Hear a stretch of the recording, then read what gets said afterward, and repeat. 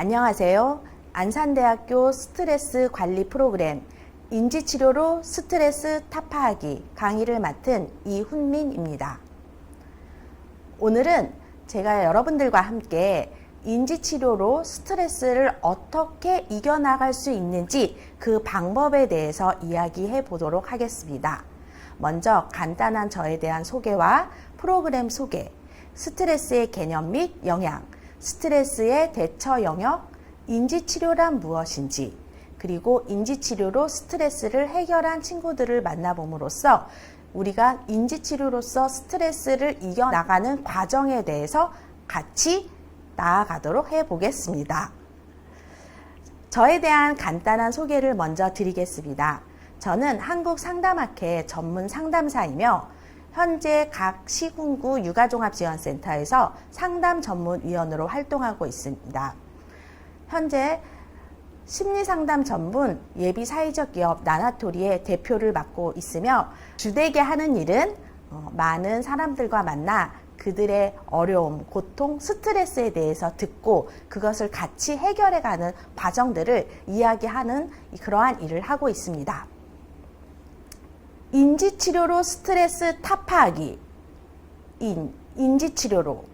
인지치료가 무엇일까? 이런 생각이 좀 드시겠죠? 스트레스. 스트레스란 말은 많이 들어봤는데, 그건 과연 어떠한 이야기를 할까? 네, 타파하기. 정말 타파가 가능할까? 라고 우리 여러분들은 많은 생각이 들 것입니다. 인지치료는 우리의 생각을 변화시킴으로써 힘든 감정을 다스리는 것입니다. 그리고 스트레스는 제가 앞에 목차에서 말씀드린 대로 스트레스의 개념과 스트레스의 영향에 대해서 조금 알고 가시면 우리 여러분들이 많은 도움이 될 것입니다. 타파하기는 실제적으로 스트레스를 우리는 어떻게 해결할 것인지, 어떠한 방법을 써야 할 것인지에 대해서 이야기를 해보도록 하겠습니다. 자, 그럼 좀 궁금해지시죠? 아까 인지치료? 난 인지치료란 말을 처음 들어봤는데 이렇게 생각하시는 분들도 계실 것이고요. 인지치료를 들어보긴 했지만 그 인지치료를 어떻게 스트레스를 이겨나간다는 거지? 라고 궁금해하시는 분도 있으실 겁니다. 또한 스트레스 하도 여러 군데서 많이 들어서 알긴 알겠지만 이 스트레스 과연 해결될까요? 라고 또 궁금해지시기도 하실 겁니다. 자, 그러면 지금부터는 스트레스 개념 및 영향에 대해서 이야기해 보도록 하겠습니다. 스트레스는 인간이 심리적 혹은 신체적으로 감당하기 어려운 상황에 처했을 때 느끼는 불안과 위협의 감정을 스트레스라고 합니다. 스트레스라는 단어는 1936년 셀리어 박사에 의해서 처음 사용하게 되었습니다. 셀리어 박사는 쥐를 활용해서 실험을 하였는데요. 쥐 실험에서 몸에 좋지 않은 물질을 넣은 쥐와 그렇지 않은 쥐의 실험을 통해서 특이한 결과를 알게 되었습니다. 우리가 일반적으로 생각할 때 몸에 좋지 않은 결과를 넣으면 그 쥐가 훨씬 더 안 좋은 결과를 나올 것이다 라고 생각을 했는데 이상하게도 그 실험에서는 아무것도 넣지 않은 그냥 단순한 식염수만 넣은 그러한 쥐들에게도 같은 수치가 나온 것입니다. 비슷한 수치가 나온 걸 보고 셀리어 박사는 실험이 잘못된 것인가? 라고 처음에는 낙담하였습니다. 하지만 그 실험 이후에 곰곰이 생각을 해보니 저 쥐들에게 몸에 좋지 않은 물질 외에 무엇이 저 쥐들을 힘들게 했을까를 찾아보게 된 것입니다. 그렇게 찾아본 결과 쥐들의 외부 자극, 본인이 쥐를 만지고 주사를 넣고 가둬두고 이러한 외부 자극에 의해서 이러한 문제가 생길 수 있다는 것을 알게 되었고요. 그 뒤로 외부 자극을 자꾸 주는 실험을 통해서 우리의 몸은 외부 자극으로만으로도 충분히 힘들게 지낼 수 있음을 알게 된 것입니다. 셀리어 박사가 그 쥐들 실험에서 보면 쥐들이 그 좁은 공간에서 여러 가지 자극을 받고 그 안에서 자기가 살아남기 위해서 굉장히 불안을 느끼며 지냈던 것이죠. 우리는 이 불안이라는 단어에 대해서 생각해 볼 필요가 있습니다.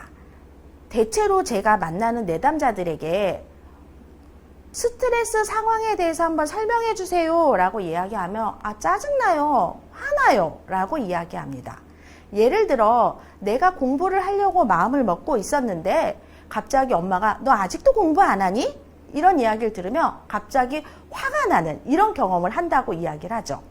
그런데 사실 그 안에는 불안을 갖고 있는 우리가 불안이라 지칭하지 않고 뭐라고 얘기하냐면 화난다, 짜증난다, 혹은 혼자 있고 싶다, 이러한 반응으로 이야기를 합니다. 여기서 우리가 가장 중요하게 생각해야 될 부분이요, 스트레스는 결국 나의 불안에서 시작되는 것이구나 라는 것을 여러분들이 기본 값으로 가지고 시작을 하셔야 되는 것입니다. 왜냐하면 스트레스에 대해서 대체로 우리는 외부 요인, 엄마 때문에, 혹은 뭐 시험을 망쳐서, 시험 문제가 어려워서 라고 외부 요인으로 우리는 가져오기 시작합니다. 그러면 내 안의 불안을 외부 요인으로 넘겨버리면 나의 불안을 해소할 수 있는 방법을 우리는 찾지 못합니다. 그리고 그 상태가 계속 유지되면 스트레스가 가중되고 있는 것을 자신이 알아차리지 못하게 됩니다. 그래서 제일 먼저 우리 여러분들은 내가 지금 불안하구나 라는 것을 먼저 알고, 스트레스가 왔다 라는 건 내가 불안해서 시작된 것이구나 라는 것을 기본값으로 갖고 생각을 하셔야 됩니다. 자, 그러면 스트레스는 다 나쁜 것일까요? 라는 질문을 하고 싶습니다. 왜냐하면 모든 사람들에게 스트레스를 받으면 어떠세요? 라고 하면 다 부정적인 단어를 쓰시잖아요. 그런데 자, 대답을 뭐라고 하시겠어요? 스트레스는 다 나쁜 것일까요? 라고 하면 제가 질문을 한 이유가 있겠죠. 네, 그렇지 않다라는 답을 드리려고 합니다. 우리는 스트레스를 받으면 무언가 행동을 하게 됩니다. 그렇죠. 예를 들어 시험이 있어요. 그럼 시험 불안을 갖고 있으면 우리는 시험 공부를 하기 위해서 다시 열심히 공부를 하기도 합니다. 혹은 어떠한 취업을 해야 되는 상황이라면 취업 불안을 가지고 있으면 그 취업을 위해서 나의 스펙을 쌓으려고 노력을 합니다. 그만큼 우리는 스트레스에 대해서 잘 활용하면 인간으로서 성장하고 성숙할 수 있는 아주 좋은 기제가 되는 것입니다. 자, 스트레스를 이렇게 잘 유지하면 우리는 건강하게 지낼 수 있지만, 스트레스를 잘 유지하지 못하면 질병과 같이 파괴된 나의 모습을 만나게 됩니다. 자, 여기 있는 이분 표정이 좀 어떻게 느껴지시나요? 굉장히 지쳐있고 힘들어 보이죠? 자, 스트레스를 많이 받으면 우리는 여러 가지 반응이 나타납니다. 소화불량, 경직, 근육통, 두통, 피로, 다크서클, 기능장애, 기억력 감소, 노화, 정말 끝도 없죠. 자, 성급한 마음도 생기고요. 네, 신경과잉, 분노, 슬픔, 텅 빈 느낌, 우울, 안절부절, 충동적 행동, 손톱 물어뜯기와 같이 여러 가지 모습을 보입니다. 결국에는 술이나 흡연을 통해서 해결하려고 하는 그러한 모습을 보이죠. 여러 가지 이러한 모습을 가만히 보면 신체적인 증상, 정서적인 증상, 행동적인 증상으로 나타나는 것입니다. 자, 스트레스의 유발 요인을 그럼 한번 볼까요? 우리는 스트레스를 받으면 크게 생각해 볼 것이 있습니다. 먼저 개인 내적 요인입니다. 이 말을 다시 말씀드린다면, 우리는 스트레스를 받으면 어떤 사람은 되게 작은 자극에도 너무 민감해서 엄청 힘들어요 라고 이야기를 하고요.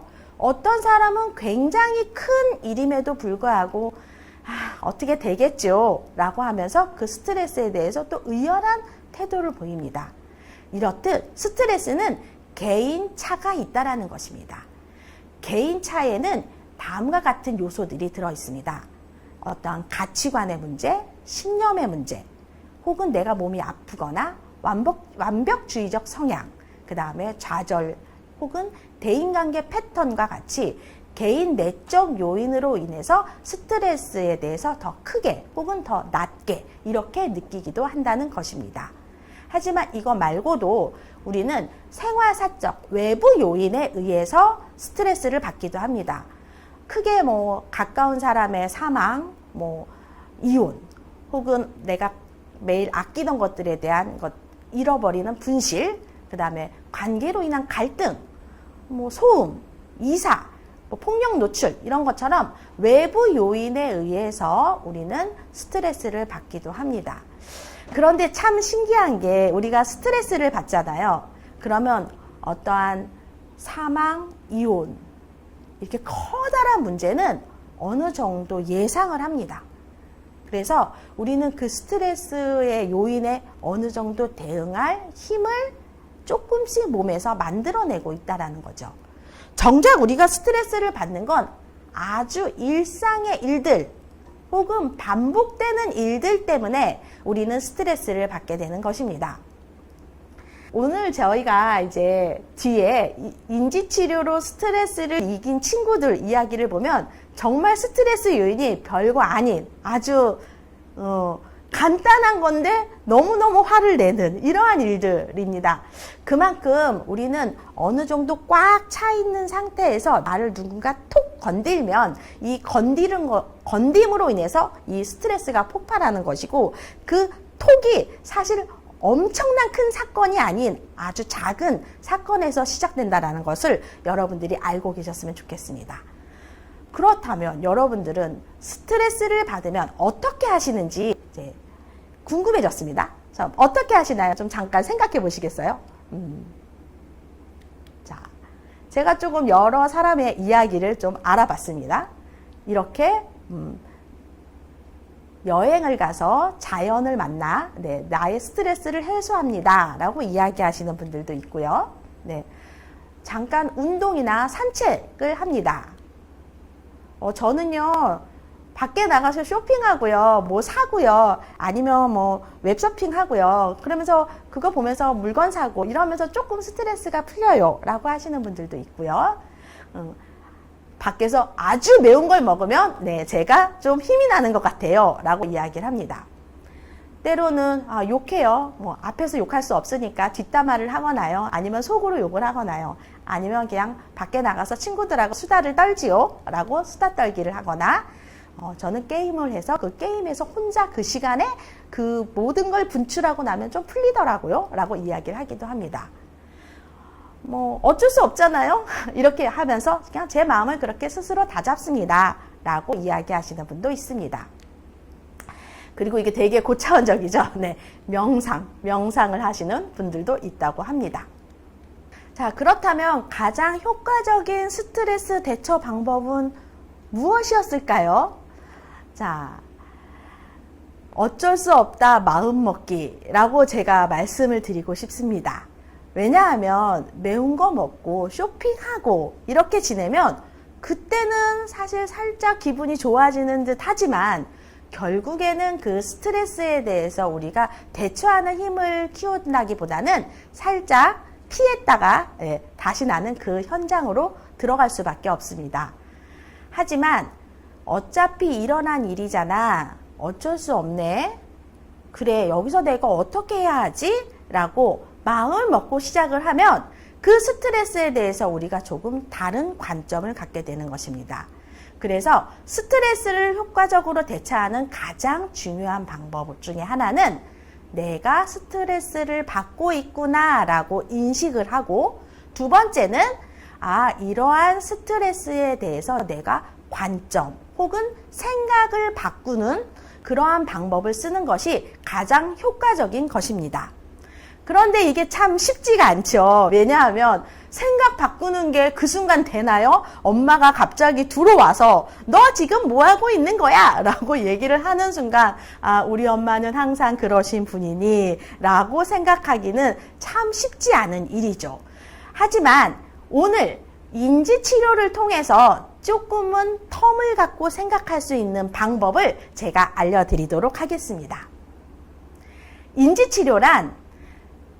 인지치료의 대다수 학자들은 이렇게 이야기합니다. 특히 앨리스가 이렇게 말을 했죠. 당신의 문제는 일어난 사건이 아니고 비합리적인 신념 때문입니다. 인간 자체가 원래 불완전한데 자기 자신 혹은 타인, 자기에 대한 기대, 요구, 이러한 신념 때문에 당신은 여러 가지 힘든 일을 겪게 되는 것입니다. 즉, 당신의 비합리적 신념을 바꾸십시오 라고 이야기를 하는 것이죠. 인지치료는 상담에서도 많이 활용됩니다. 상담에서도 인지치료로 내담자가 지닌 정서적 불편감 또는 행동 문제들과 관련된 역기능적 사고를 찾아서 내담자와 협동적으로 역기능적 사고를 수정하여 정서적인 불편감 또는 행동 문제들을 해결해 나가는 치료법이다 라고 이야기를 합니다. 즉, 역기능적 사고, 제대로 기능하지 못하게 하는 생각을 수정하는 것이 바로 인지치료입니다. 자, 그러면 오늘 제가 한 예를 들어 드리겠습니다. 인지치료를 통해서 되게 많은 친구들이 이따가 등장을 할 건데요. 먼저 시험을 망친 혜정이 이야기를 한번 해보도록 하겠습니다. 시험을 망친 혜정이는 상담실에 와서 이렇게 이야기를 합니다. 저는 이번에 시험 망쳤어요. 그러다 보니까 학교도 가고 싶지 않고요. 아마 이 시험 때문에 저는 취업이 되기 어려울 것 같아요. 취업도 포기하려고요. 역시나 저는 제대로 하는 일은 아무것도 없고요. 멍청이인가 봐요. 예전부터 행동도 느리다고 사람들에게 많이 꾸짖음도 당했는데 일을 다 제대로 못하다 보니 모든 사람들이 저를 한심하게 생각할 거예요. 이런 나를 사람들은 좋아하지 않겠죠? 그래서 당분간 좀 혼자 지내려고요.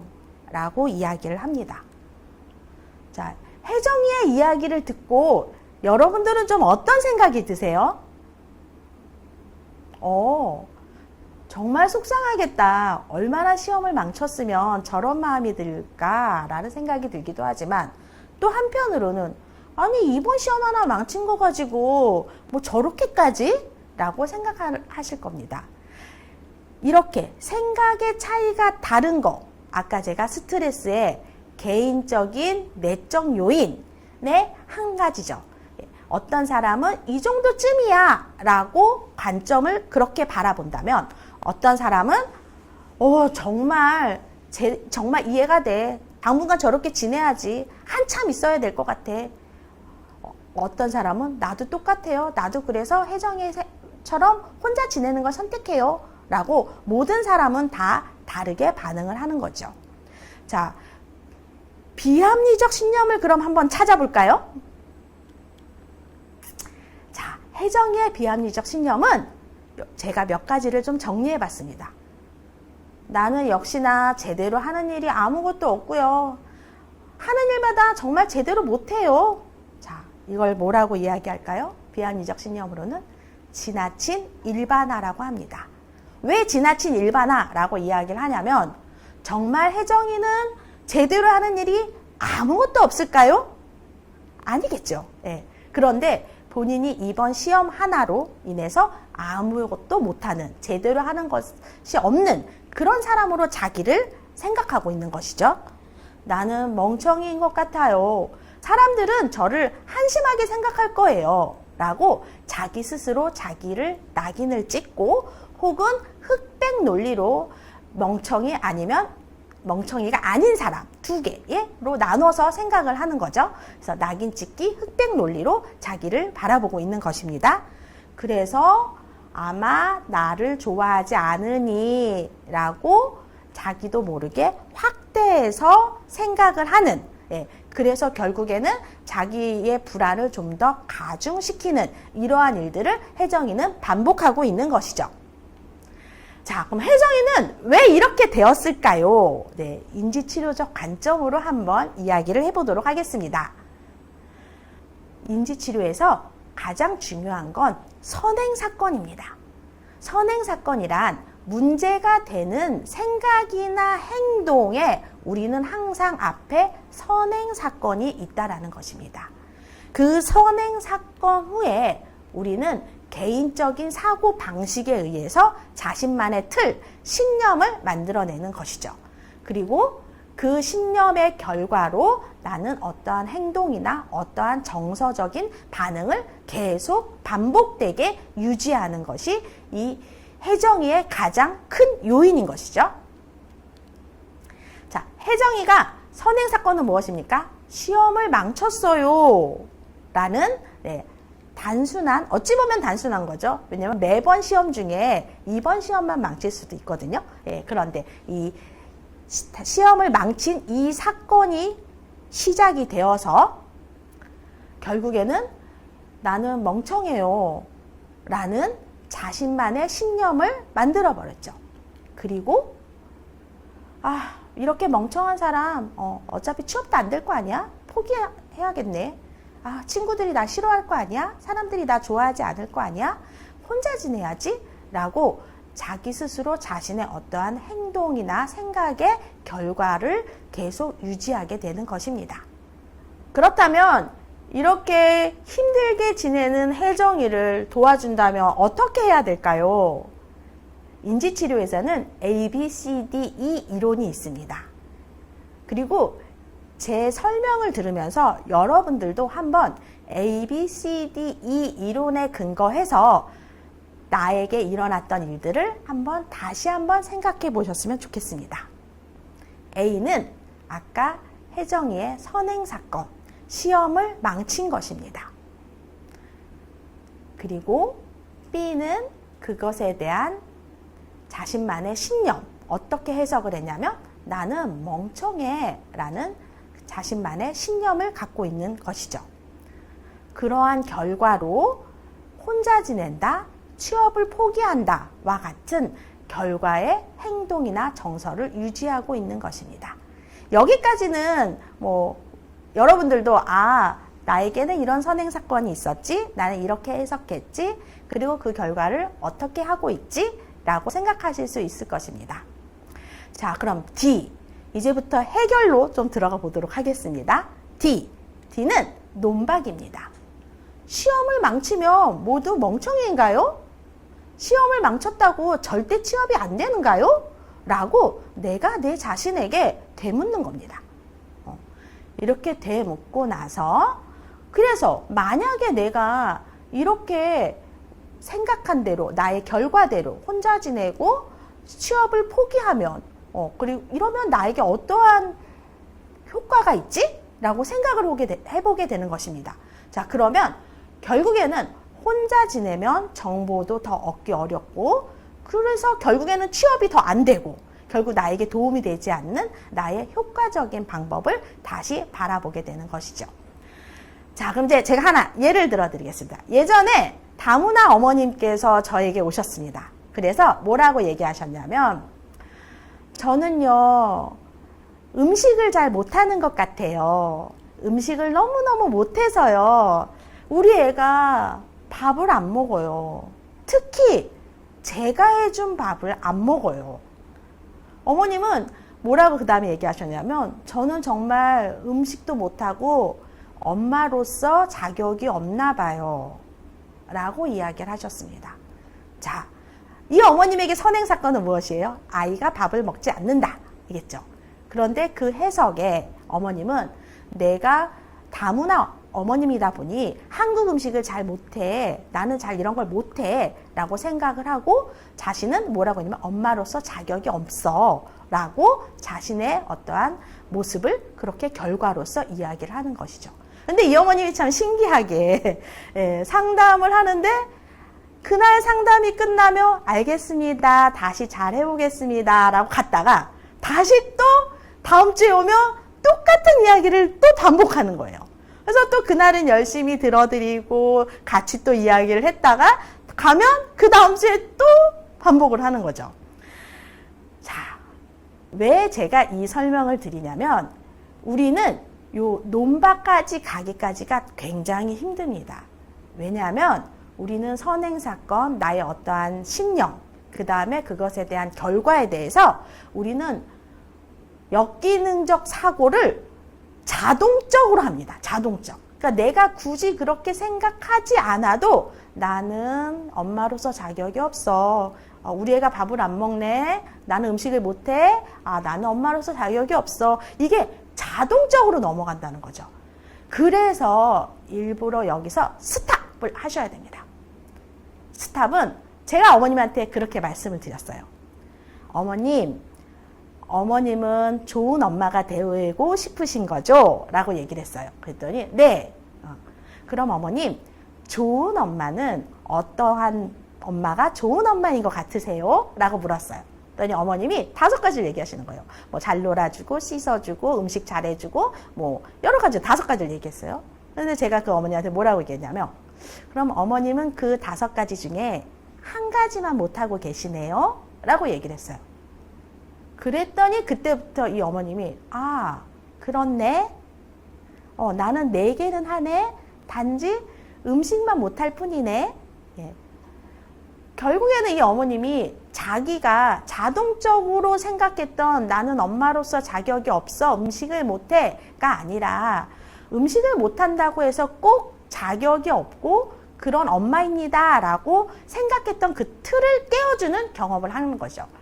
자, 이것이 바로 논박이고요. 이건 상담사가 그 어머님을 도와드린 거지만 이제 여러분들은 나에게 일어난 일들에 대해서 어떻게 해야 되지? 정말 그런가? 라고 논박을 할 수 있는 그러한 스탑하고 논박을 할 수 있는 생각을 해내시면 그때부터 생각 바꾸기, 관점 바꾸기가 가능해진 것입니다. 그리고 나면 그 다음에 효과까지 생각할 수 있게 됩니다.